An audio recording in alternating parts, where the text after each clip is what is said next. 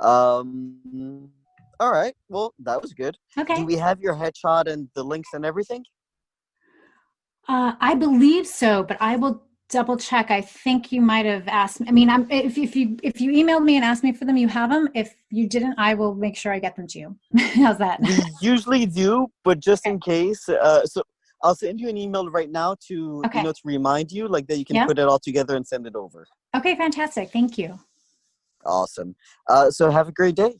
Okay, thank you. Bye bye. Thanks. Bye.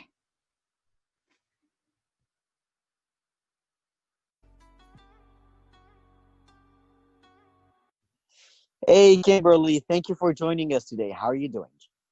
Good. Thank you so much for having me. Gladly. Thank you for being here. So, you actually just, to summarize a little bit, you work with families, if I'm not mistaken, in helping them Mhm. achieve a better family life. Uh, Yes, that is what I do. So, Yeah. okay, cool. So, why don't you give us a little bit more information and background about you, and we'll go from there. Okay. Okay. So I'm a family culture coach. And so I guess it's a sort of seems like a fancy title, but I'm a life coach. I'm a certified life coach. And Okay. yeah, so I had experience working with a life coach, and it dramatically changed my life. It changed how I pursued my life, pursued my family, pursued my relationships. It gave me clarity and focus, and it was such a life-giving experience that I can't believe I waited till I was 40 to gift myself with a life coach. So I became really passionate about helping others as well. And part of that journey for me um, included changing my family life. And so there was a long time when, as a family, we were doing a bunch of good things, but we were scattered. We were not connecting like I wanted to do. Most of what we did together as a family was based on just going with the flow and what everybody else was doing. And if you were supposed to do this activity, you did it. And if you were supposed to sign up for this committee, you did it because that's what everybody else was doing. That's what everybody expected of you. And so we really got lost in the hustle and bustle. And my husband and I found that, some of the things that we had wanted for ourselves, what we had envisioned our lives to be before we had kids, our life looked nothing like that. And we tried a few different things to slow us down, and it still didn't work because we didn't really have a purpose. We didn't have a clear direction of where we wanted to go or who we wanted to be together. And so after working with a life coach and having a better understanding of how I could do that personally, I started to take those principles, plus a lot of the principles that you hear organizations and businesses use to create culture. I started combining all of that to help our family and then other families start to create a very distinct culture for their own family. So, you essentially took the practices that businesses use to create a culture Mm-hmm. within the company and Mm-hmm. use that for your family. Yes. So if Really there's that there's much some that's in common? what was that? Is there really that much that's in common regarding the methods? Oh, I would say 100%. I mean, from my perspective, I think that the principles that help companies build culture are even more important than particular parenting styles or tips and tricks. Because I think that you can have methods and you can do things, but if there's no purpose behind it, it lacks what it needs to propel your family forward. So for example, if there's certain companies that we think of that we know right away, things come to mind when we think of them. So you think of like Apple. We all know what Apple is, what kind of products they produce, what they stand for, how we feel when we see their commercials. And so I started to think, well, what is it that people can expect from us? What is it that people know that they can expect when they come over our house, or that they know that they're going to get when they're around us? Is it based on however we're feeling that day? Is it based on whatever season you happen to find us in? Or is it based on the values that we have and the principles that we have and how we choose to show up every day for one another? And so, companies know what their mission is, right? So the first thing we did was we created a mission statement, and we found that was fantastic, but it sort of fell short of making huge changes in our lives. And so we started to dig more into culture, like what made culture in companies so evident, right? And so it was the practices that were around the values. It was the practices around that mission. So what did it look like to live out for us integrity and creativity? Like, unless we talked about what those things really looked like, we weren't going to live them out. And so we've even gone, so like, that's just like the essence of building culture, is knowing your core values, knowing what you stand for, knowing what you're going, knowing the impact you want to have on others around you. Interesting. So I understand that your kids were a part of this process also. Yeah, so it was really fun to get them on board, because even at a young age, they were old enough to, number one, tell us what they liked about our family. Number two, tell us what they didn't like about our family. But also they were able to, yeah, I know, right? That's a tricky question. You're like, so what should we do different? It is. It's a trick question, sort of, for the kids. Yeah, but you know what? They said really good things. They said, well, we don't really like that we're always late. And I was like, oh, yeah, that's probably not a good thing. Okay. You know, they don't like when we bicker, you know, over like little things that don't matter. And you're like, oh, yeah, I guess you're right. I guess we do that. But kids, even at a young age, could tell us, you know, what like companies were known for, like our favorite restaurants and you know, the craft store down the block. Like, you say the names of those brands and the kids immediately know what you're talking about, what you're going to get, what the colors are of that company, right? But they were also able to tell us, like the family next door, what do you think of when I say their name? And immediately they were able to rattle off things. Like, so for our neighbors across the street, they're like, Mom, she has the best snacks. Every time we go over there, she offers us something really good to eat, right? Kids know where the food's at, right? Oh, absolutely. You know, and then they were able to say, you know, even my daughter, so our neighbor has all sons, was able to be like, yeah, like even when I go over there, she likes to sit and talk to me and watch TV, right? Like there's a little TV in the kitchen, right? So they knew that she would always be interested in them when they went over, you know? Okay. And then there was another family that were like, well, what about them? And they're like, well, you know, it's fun to go over their house, but they always fight. And their nanny never does anything and doesn't make them stop, you know? So now this family's known for their kids fighting. So they were able to put those things into words, and they were able to say exactly what it is about their friends and their families that they really liked and what they enjoyed about them and what stood out to them. And so how old were they when you did this, by the way? So this was about 6 or 7 years ago. So my oldest would have been 10, and my oldest is 13 now. So he was probably like 6. Okay. And yeah, they were really able to say, but then having gone from that conversation to, well, what do you guys want people to think of you? I mean, my kids were like, oh, well, we don't want anybody to think we're mean to each other. And I was like, oh, really? Like, now all of a sudden it was their idea to be nice to one another, you know? It was like, oh, they started to realize. Well, there's a win. Yeah, for sure. I was like, this is working. But they were able to say, like, well, we like having people over, and we want people to think we get along. We don't want people, because, you know, they knew how uncomfortable it made them feel when they were at a friend's house and their friends were arguing with their siblings, and there was no end in sight. It wasn't just the fun, playful arguing. It was like, oh, it had the potential to ruin a play date. So they're like, they knew what that felt like. And they were like, well, we don't want people to feel like that when they come to our house. And so we just continued the conversation. What do you like to do? What is your favorite thing to do? Okay, we could do more of that. And as we leaned into those things that we love to do, that's because that's what we became known for as a family. That's what people, you know, they could count on with us. And our kids really embraced that because they understood the concept of branding. I mean, for lack of a better term. Mm-hmm. So they were super helpful in the process. And yeah, it was great for all of us to do it. And so did you use that as a stepping board to help them then define themselves, how they want other people to see them as individuals and not just as a family? Yeah, well, we've done a lot of work with them. So, so for example, we do, so many companies do a 360 peer review.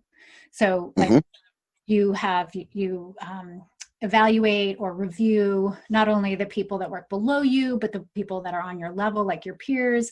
And you even oftentimes will evaluate, you know, your up management, right?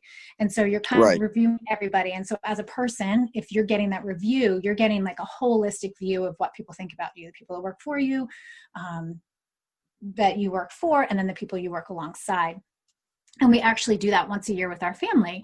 It's such a great tool in an organization. And I was like, this has got to be something we can do together. This could be a lot of fun if we do it the right way.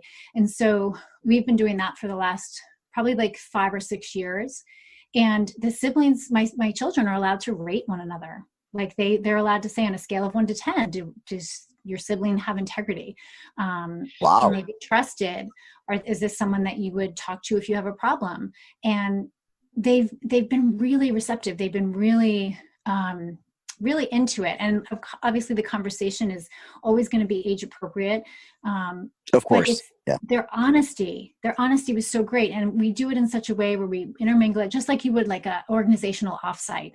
We go somewhere else. We go to, even if it's just a hotel down the street, we, it's got to have a pool. It's got to have, space for all of us. And then we'll do like mini golf, and then we'll do an activity, and then we'll, go swimming in the pool, and then we'll do another activity. So we make it fun. We take it outside the house, and there's a freedom and a safety, and them just being able to give feedback. And so we've been able to identify 1 or 2 things that they can work on within themselves to grow.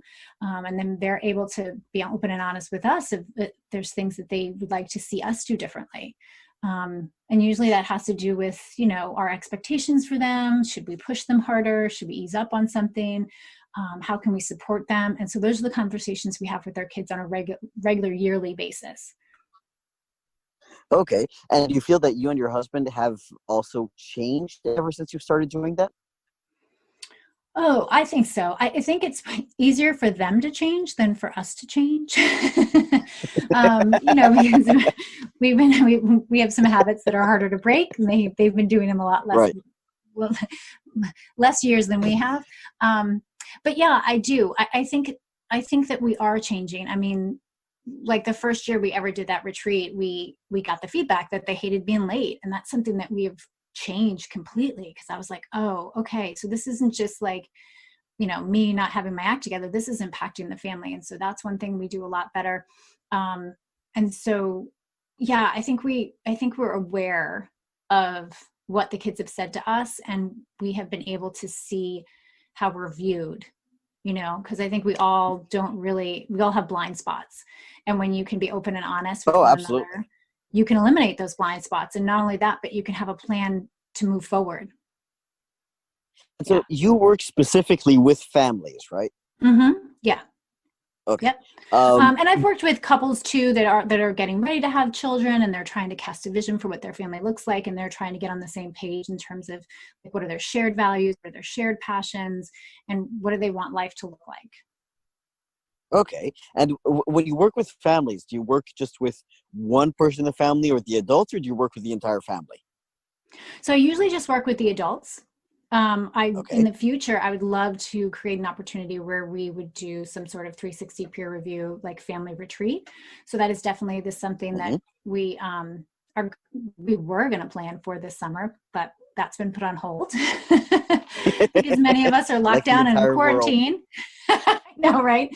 So we would like to see more of that in the future. But the couples that I work with, and I even work with individuals because of whatever scheduling or family situations, every family looks different. I work mainly with the parents, because much like in an organization, it's up to the founder of the company to really set the vision for the company. And then what we do is we come alongside those members that have a stake, and we say, let's further tweak this, let's make this ours and run with it. And so typically we haven't worked with kids yet. And so I'm assuming that some families are easier to work with, and some families, have you ever worked with a family that you just wanted to politely hit your head against the wall just because it was so hard?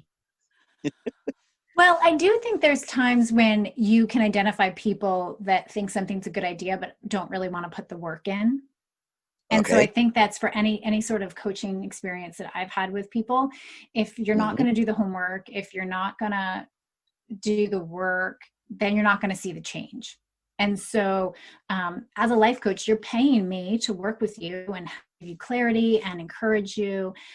So if you show up, it's just much like when you're learning an instrument, right? If you never practice in between your lessons and you show up, you're not going to have a lot of progress, and I'm not going to be able to do much with you. And so you're just going to keep paying me to see no progress. And so that doesn't really make a lot of sense. I'm offering you an expertise, and let's just put the work in. That completely makes sense. When I was working as a consultant for companies, Mm-hmm. I always added one clause to the contract, which Mm-hmm. was, if you do not, as I tell you to do, because this is the reason you hired me, right? Yeah. Because something's not working with you and you expect me to fix that. So Mhm. if you do not do it clear as I tell you, you still need to continue paying me, but I don't Yeah. show up anymore. Yeah. Right. And that was literally in the contract. And I Oh, had a wow. client one day who was like, well, he was like, well, you're not going to hold us to that. I'm like, yeah, try not paying me. Let's see what happens. Yeah. Right. Oh my but, goodness. but, but the idea was, it's not that I was to stay home, not working, get the money. But the point was for them to understand that they really needed to do the work that I was telling them to do. Yeah. That was the idea behind that clause. Yeah. I mean, I don't have all the answers, and my job is not to tell people what choices they need to make. It's my job to come Of alongside them course. and help them. And so it can be really, really fun if we're all on the same page and we're doing the work, and I can help and encourage you. And just the breakthrough that families have when they are as excited about doing the work as I am is just fantastic. Great. So how long have you been doing this? Um, oh gosh, it's been at least like 3 years that I've been really, really focused on family culture. Um, I've been coaching for longer than that, but have really just sort of honed that into the work that I love to do. And yeah, so it's been fun. Okay. And do you feel that the work that you do with other families influences also what you do with your family? Oh, 100. I mean, yes, 100%. I mean, sort of like on the down low, it holds me accountable, right? So it's like if you're showing up for people and you know these principles work and you're showing up for people and you're helping them do them, um, I, I, I, I absolutely 100% want to make sure I'm doing them in my life. And so when I'm working with a client and they experience breakthrough in an area, it's so much more encouraging to me to show up for my own people and to continue to do the own work in my life. And so even so I have my own podcast and I'm constantly coaching with others and I'm blogging. And so I'm always learning more and more about culture, more and more about leadership. And so I'm constantly learning and I'm applying these things with my family. And then when I'm like, okay, this is a home run, this really does work, then I bring it to my clients and I work it into the course I've created. I work it into the conversations that I have with them. And so it's sort of like this mutual back and forth relationship of the work I'm doing helps my people and helping my people helps my family. That's great. So let's say a family comes to you right now. What Mhm. can they expect? What's the process? So we start off by talking about what it is that you want your family to be known for. And part of that process is just them imagining and dreaming about what they envision for their family. And typically that starts with examining your past. What are the things that you grew up with that you want to bring forward? What are the things that say home? What makes you feel safe, right?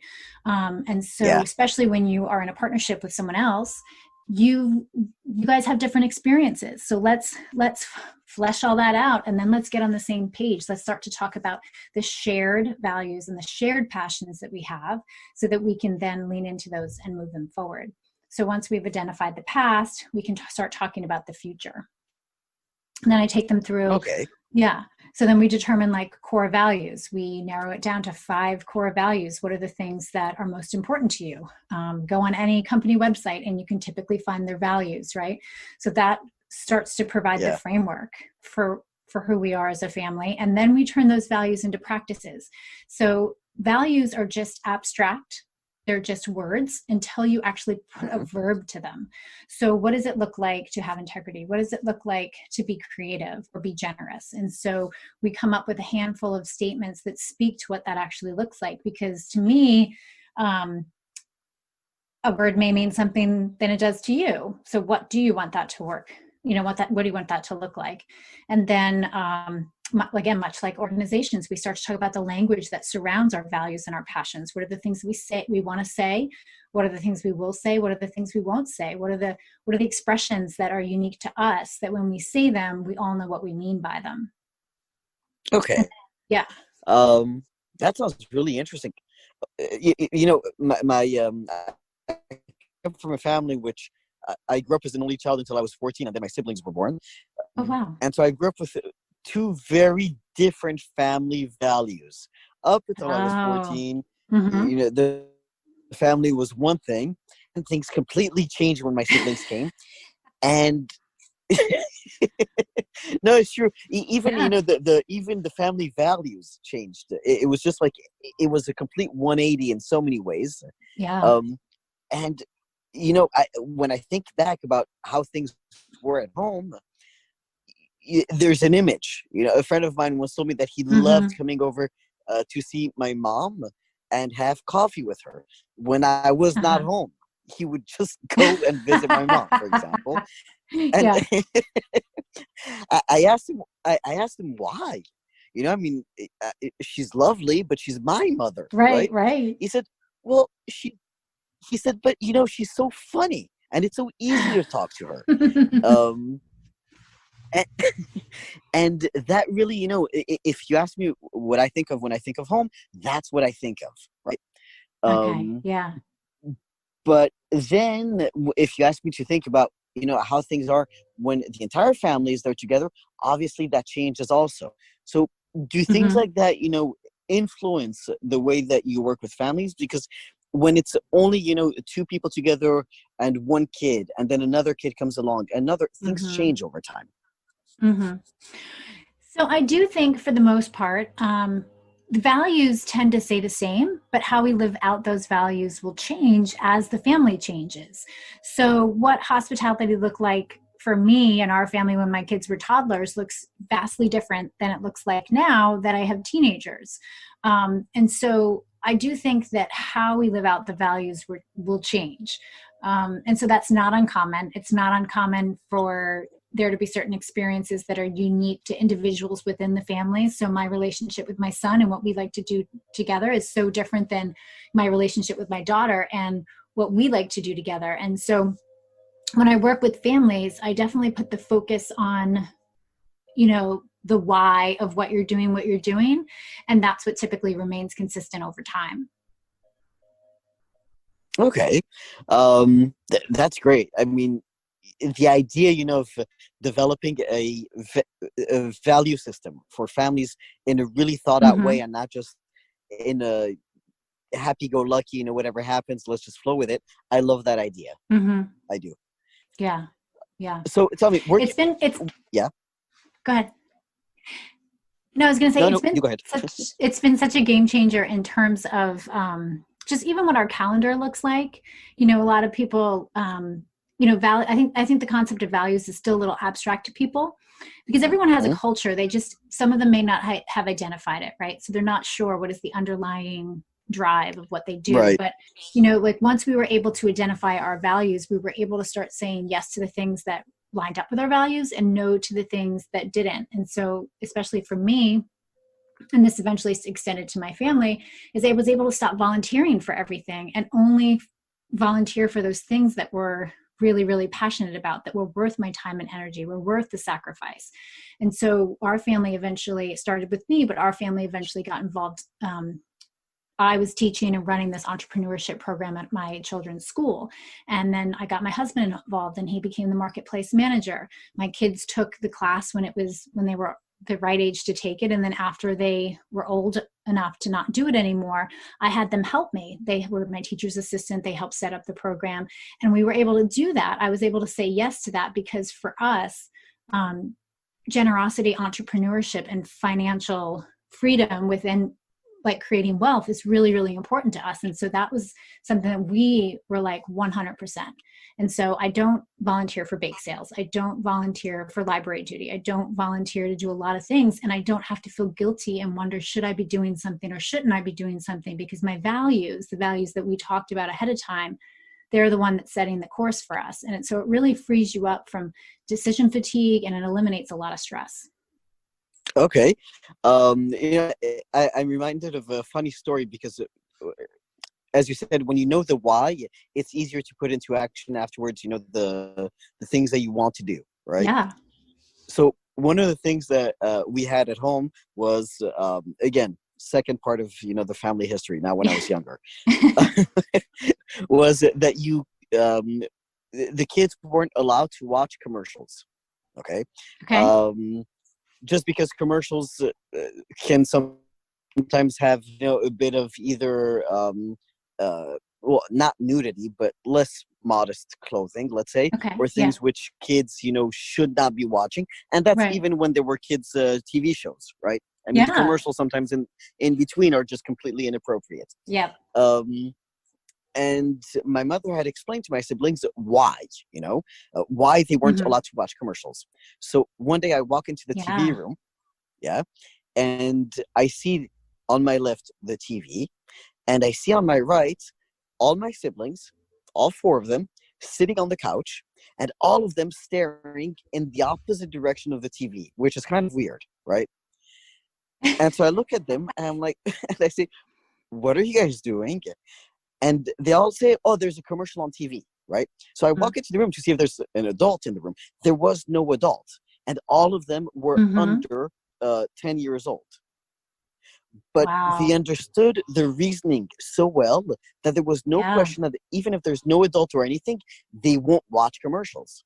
Hmm. Yeah. That to me is very powerful when they know the why, so then they do the action that's requested. Yeah. Oh, for sure. I mean, that is like what values are. They're your why. I mean, one of the Yeah, most influential books that I've read that I've applied to family culture is Simon Sinek's book about finding your why. And the companies that know their why are so much more successful. And it's right because it empowers its members, and it also keeps them motivated and keeps their eye on the ball. Like there's, such a good thing that she did that. That's amazing. yeah, no, absolutely. Which is funny when you consider that when I was younger, I mean, commercials were not the problem. Uh, Right. um, Yeah. okay. Yeah. Well, things change. Yeah. Oh no, absolutely, absolutely. So tell me, where can our listeners find you? Okay. So I write at kimberlyamici.com, but I'm also at buildyourbestfamily.com. And that's where you'll find my podcast, all the information about coaching, and my course about how to create a family, establish your values, and then eventually create a family manifesto. And then I'm on Instagram as Kimberly Amici and also as Build Your Best Family. Perfect, and of course, all of the links will be in the show notes. So thank you for Kimberly for joining us today. Is there any last thought that you want to add? Um, well, thank you for having me. And I think the last thing to add would just be that, you can take control of your family's culture, and you can have the family that you want when you take the time to establish your why and your values and show up and put the work in. I think that there's so much power that we leave on the table when we say that's just the way it is. And Yeah, I'm passionate about teaching people that you don't have to be satisfied with that's just the way it is. There's so many areas of the world, especially in a company and organization, that would never put up with that. So why should we in our families, the most important people and relationships in our lives? absolutely. Um, Thank you for that. And again, thank you for joining us today. Thank you. It's been such a pleasure. Pleasure having you on. And for this week's question from the audience, how do I get rid of my emotional baggage? This is not a simple question, and the answer is not short, so I will not be able to answer it in full. However, since we like to focus on the one next step, let me go over what is the first thing you need to do in order to get rid of your emotional baggage. You probably think I'm going to tell you to look for the positives, right?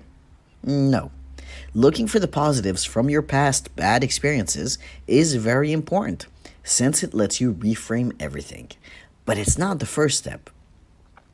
The absolute first step is to understand that the experience itself and the feelings you have about the memory of the experience are completely different things. The truth is that you do not have any feelings about the experience itself, and you're not reliving the experience itself. Rather, you have feelings about the memory of the experience.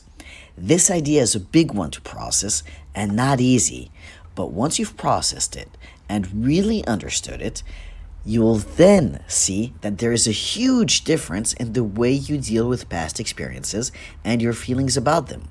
So remember, the feelings you have about the memory of an experience is not the experience itself.